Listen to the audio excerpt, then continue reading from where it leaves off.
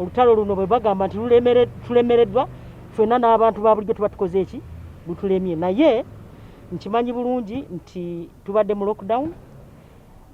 Kyatuyambako okulaba nga tuteekawo enkola etuyamba okulaba nga tuziyizaako ekisobose.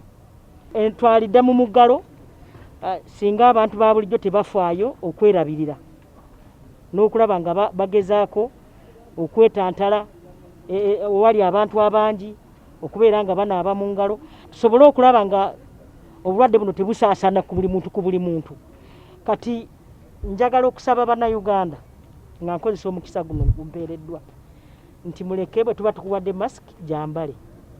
Tofuluma mu nnyumba yo okugenda ebweru oba okugenda okugula ekintu kyonna nga toyambadde masiki, kubanga singa obulwadde bweyongera mu bantu kyaliwaliriza gavumenti okuddamu okutusiba.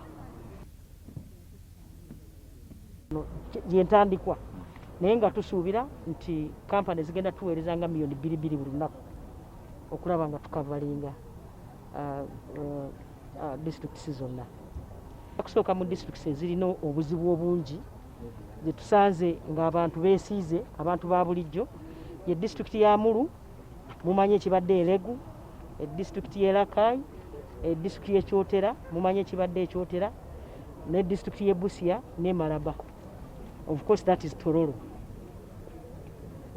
Tukozesezza biliyoni 7.9 naye nga zino ziriko biliyoni 2 ezigenda okukola ku by'entambula n'okusaasaanya naddala okulaba nga zituuka ku buli muntu.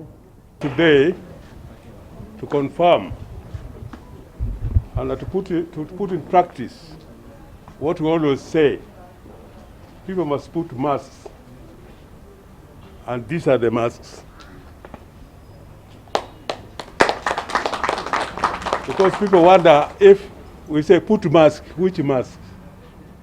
We have seen a lot of masks, but we cannot do anything about it. However, today, this is the masks we have.